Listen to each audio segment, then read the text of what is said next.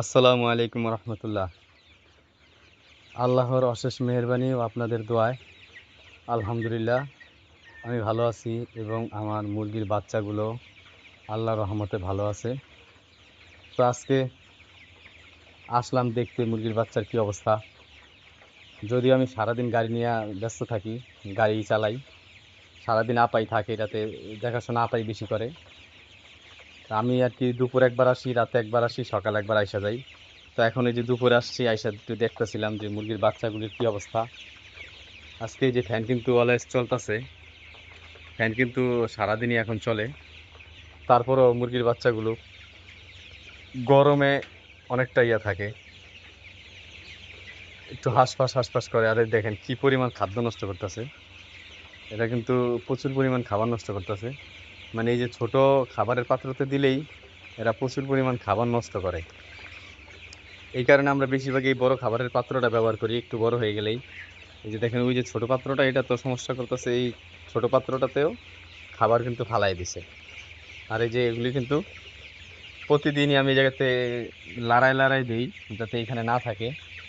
এইখানে থাইকাই আপনার এই গরমে বেশি হাঁসফাঁস করে, কারণ অতিরিক্ত একত্রে যদি এতগুলো মুরগি একখানে চাপ দিয়ে থাকে তাহলে তো এরকম সমস্যা হবেই।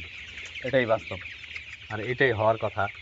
যেইভাবে ওরা এরকম চাপটা চাপটা থাকে এক জায়গায়, এত জায়গা থেকে দেখেন বিপুল পরিমাণে জায়গা কিন্তু আছে, জায়গা থুইয়া এরা সব এক জায়গায় চাইপা থাকে। এক জায়গায় চাইপা থাকার কারণে কিন্তু মুরগির বাচ্চা, এখন তো আর বাচ্চা নাই, এখন যেহেতু 500 গ্রাম প্লাস ওয়েট আছে, তো এগুলি যে কোনো সময় স্টক করতে পারে। সেই কারণে আমি কিন্তু আসলেই এইভাবে সরাই সরাই দিই। আর আপাও এইদিকে আসলে সরাই সরাই দেয়, তারপরও এগুলি এরকমই করে। তো এখন আমি একটু ফর্সা জায়গায় আসছি, যে ফর্সা জায়গায় কিন্তু মুরগি একটু কম থাকে দেখেন। এই পরিষ্কার জায়গাটার মধ্যে মুরগি কম থাকে। এই যে দেখেন ঘুরে আবার এই অন্ধকারে যাইতেছে, দেখেন ও যে দৌড়ে দৌড়ে যাইতেছে, দেখেন সব দৌড়ে ওইদিকে যাইতেছে, আবার এই যে সব আবার এই আগের জায়গায় আইতেছে। মানে এগুলোর পিটানি দিলেও কামায় না, এগুলির যদি পিটানিও দেই আমি তারপরে ঘুরিয়া জাগা মতোই। তো কি আর কমু, দুঃখের কথা আর কি, দুঃখের কথা ছাড়া আর কোনো কথা নাই আমার। কারণ এগুলি খুব জ্বালাইতেছে, এগুলোর যত চেষ্টা করি ফর্সার মধ্যে নিমু, এগুলি ঘুরে গেরাই অন্ধকারে আসে। তো আজকে কিন্তু মুরগির বাচ্চার বয়স 30 দিন। আর আল্লাহ রহমতে আর 10টা দিন যদি পালতে পারি তাহলে হয়তো বা আল্লাহর নাম নিয়া মুরগি ছাড়ার উপযুক্ত হয়ে যাবে। কেজি কেজি কারায় প্রায় কেজির কাছাকাছি চলে আইব। আর 1 কেজি ওয়েট হইলে তারপরেও মুরগি মানে সোনালী মুরগি আটকে রাখাটা বোকামি কাজ, তা আমি সেই কাজটা করি না। 1 কেজির কাছাকাছি আসলেই আমি এগুলোকে ছাইড়া দেওয়া শুরু করি। তো এইবার কিন্তু আমার ওই ব্রুডিং এ একটু সমস্যা হয়েছিল। কারেন্টের ধরতে গেলে আমরা কারেন্ট পাই নাই। আইপিএস দিয়ে কিছুক্ষণ সময় দিছিলাম, পরবর্তীতে আর আইপিএস চলে নাই, কারণ চার্জ শেষ হয়ে গেছে আইপিএস এ। তো কিছু কিছু বাচ্চা, কিছু কিছু বলতে প্রায় মনে হয় 50-60 পিস বাচ্চা হবে। এই দেখেন একেবারে ছোট, এই যে তারপরে আর একটা দেখছিলাম কেবল একেবারেই ছোট। মানে এগুলি এই যে ব্রুডিং মিস্টেক হইলে কিন্তু এই সমস্যাটা হয়। তা আমার ওই ব্রুডিং এর একটু সমস্যা হয়েছিল, সমস্যা হওয়ার কারণে এই যে দেখেন একটা, এই যে একটা, এই যে ছোট একটা, মানে ব্রুডিং সমস্যা হইলে কিন্তু এই সমস্যাটা হয়।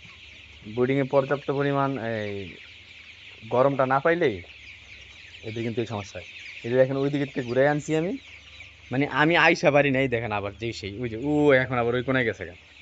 মানে এগুলি এটাই করে, সারাটা দিন এগুলির ধান্দা হইছে অন্ধকারে থাকবে, এবং অন্ধকারে থাইকা পরে দেখা যাচ্ছে একটা স্টক করে বয়ে থাকবো। একটা স্টক করলেই মনে করেন যে আমার 60 টাকা তো আমার চালানি। তারপরে এই যে খাবারগুলি খাওয়াইছি, এক একটা মুরগির পিছনে প্রায় 200 টাকা থেকে 220 টাকা খরচ করে দেবো, মানে আপনার এই 40 দিন পর্যন্ত। যেহেতু আমরা 40 দিন পর্যন্তই পালি, 40 দিনের পর এই যে এটা দেখেন একেবারে ছোট, এই যে এই যে বাচ্চাটা এই যে যাইতেছে, এই যে দেখেন এটার ওয়েট কালকে মাপছিলাম, মনে হয় যত সম্ভব 120 থেকে 150 গ্রামের মতো হয়েছিল। তো সমস্যা নাই, এগুলোর আমি আবার সিস্টেম করবো।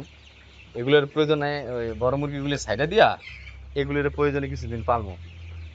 30 দিন বাচ্চা এতটুকু থাকে, 30 দিনের যে অতটুকু হয়েছে, ওই যে আটটা আছে দেখছেন, আজ কিন্তু 30 দিন বয়স। 30 দিনে যদি এতটুকু থাকে তাহলে অবস্থান খারাপ না? ওই দেখেন আমি একটু পর্দার ওই দিকটা ফালাই থিয়েছিলাম, দেখেন কি অবস্থা করতেছে, ওই যে পর্দাটা ফালাই রাখিয়েছি, ওই দেখেন বাইরে যেতেছে। তাই এখন আর থাকবো না আমি, আমি অনেক সময় রয়েছি, প্রায় ঘন্টাখানিক রয়েছি। তা আপনাদেরকে ভিডিও দেখাইছি হয়তো কয়েক মিনিট ধরে। আর আমার চ্যানেলটা যদি আপনাদের ভালো লেগে থাকে, ভিডিও মুরগির আপডেট যদি ভালো লেগে থাকে, তাহলে অবশ্যই আমার চ্যানেলটাকে লাইক, কমেন্ট, শেয়ার এবং সাবস্ক্রাইব করে পাশে থাকবেন। আসসালামু আলাইকুম ওয়া রাহমাতুল্লাহ।